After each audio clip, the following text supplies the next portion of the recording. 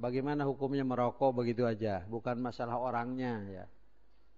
Begini, ada yang mengatakan ngarokok itu haram. Ngarokok itu haram, lebih-lebih yang mendirikan pabrik rokok.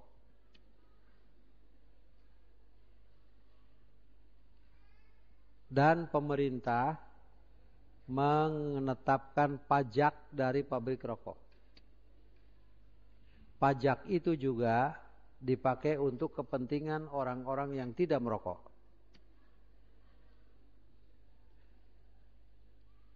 Jadi tidak sederhana masalahnya. Jadi kalau kita melihat orang merokok, jangan melihat orang itu. Tapi bagaimana kedudukan hukum merokok ini yang nanti tidak sederhana kaitannya. Bakonya, coba ulangi ya, bakonya. Kalau bakonya, perempuan yang ngajenol di sini itu apa? Apa namanya itu? Susur. Itu lebih dari merokok, itu makan bako itu. Makan bako itu. Ya. Bukan masalah. Masih ada itu. Saya melihat ada bapak-bapak juga waktu saya di Irian.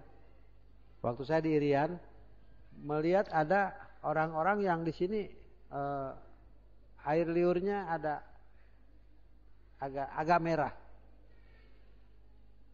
Waktu saya tanya itu, kenapa itu? Itu sengaja katanya air liurnya dikeluarkan dan itu satu kenikmatan karena dia itu ada di sini ada bako. Ya. Ada bakonya. Itu makan bako. Kedua, apakah bakonya atau asapnya? Kalau asapnya berarti kendaraan-kendaraan solar yang mengeluarkan asap itu haram dijalankan. Asapnya. Kalau asapnya ini. Masih tidak sederhana masalahnya. Itu sekarang bab lain. Berdasarkan penelitian ahli bahwa asap rokok itu mengganggu kesehatan. Tetapi secara kasuistik saja, ada orang yang berumur hampir 80-90 tahun masih merokok. Tapi ada yang tidak suka merokok, justru umurnya pendek. Itu ya. Jadi anu teu ngarokok mah moal pikun karena mati masih muda. Jadi berbagai macam alasan. Dan tidak akan tuntas. Kalau berdasarkan penelitian dan sebagainya. Berdasarkan kondisi badan. Ya. Juga menyangkut masalah hukum. Sudah didiskusikan begitu panjang dengan kawan-kawan ini. Tidak bisa jatuh sampai dengan haram. Mengenai rokoknya. Karena sulit, zaman Nabi kan tidak ada hadis doi pun yang menerangkan zaman Nabi ada orang jual beli bako, itu kan gak ada. Apalagi di zaman Nabi ada sahabat yang mendirikan pabrik rokok. Sulit ini. Jadi mau ditetapkan hukum ini melalui apa? Itu ya, melalui apanya ini? Sebab zaman Nabi ini tidak ada. Tidak pernah terjadi. Tidak ada hadis doi pun yang menerangkan adanya rokok zaman Nabi. Nah, lalu muncul saja penelitian bahwa rokok itu mengakibatkan kanker, mengakibatkan anu.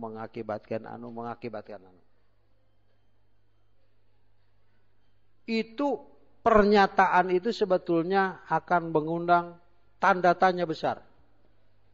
Tanda tanyanya apa? Bagaimana kalau yang lain dari itu juga mengakibatkan akibat yang sama? Tak itu ari diajar hukum. Nah karena itu kesimpulan akhir daripada diskusi yang panjang waktu itu, satu, tidak sampai jatuh kepada haram, tapi tetap makruh. Juga bukan karena baunya. Sebab kalau karena baunya, makruh itu bukan karena baunya, tapi si baunya itu kabawa karena ke masjid dan salat berjamaah, itu masalahnya. Bukan masjidnya. Sampai Nabi mengatakan malaikat pun akan tidak menganggap nyaman seperti manusia tidak nyaman dari mulutmu setelah makan makanan seperti itu. Itu ya. Nah karena itu jatuh sampai makruh. Karena itu lebih bagus ditinggalkan daripada dilakukan. Itu kesimpulan akhir. Tapi untuk menetapkan sampai jatuh kepada haram, itu sulit untuk menetapkan hukumnya. Ya, kecuali dengan secara ijtihad dan dikemukakan secara kasuistik, misalnya ada yang sakit karena anu, ada yang anu karena anu. Itu kan tidak semua orang. Jangan digeneralisir istilahnya. Ya. Jadi satu, tidak sampai jatuh kepada haram, jatuh kepada makruh. Kedua, karena itu lebih bagus ditinggalkan daripada dikerjakan. Begitu ya. Tambahan. Sebagai tambahan. Saya pribadi melarang orang merokok di masjid. Tidak boleh. Apa dalilnya? Nah, itu teh. Susah itu ya. Kenapa melarang? Dalilnya apa? Masjid itu bukan rumahmu. Jangan sebebas seperti di rumah sendiri.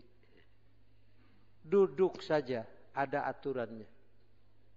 Apalagi harus ada asbak-asbak yang dikurilingkan di masjid. Hanya itu saja. Kalau betul-betul dalil yang qat'i mengenai haramnya, saya sendiri ya tidak akan bisa jawab.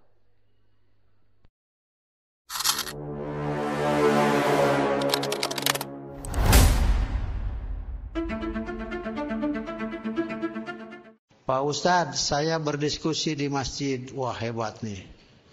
Ada yang mengatakan bahwa tumbuhan dan hewan diperintahkan untuk berpuasa. Tumbuhan dan hewan diperintahkan untuk berpuasa. Pakai sahur nggak ini?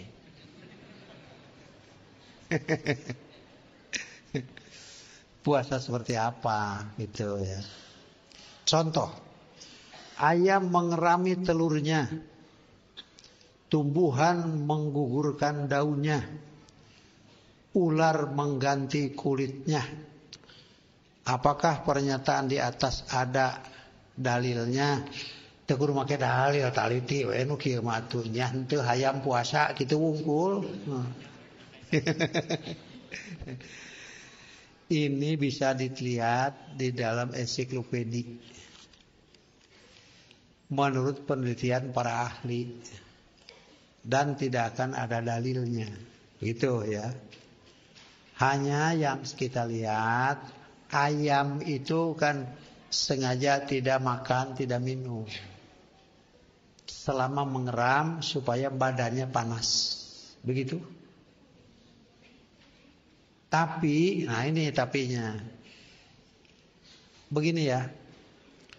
Kalau untuk manusia, amal itu ada aturan.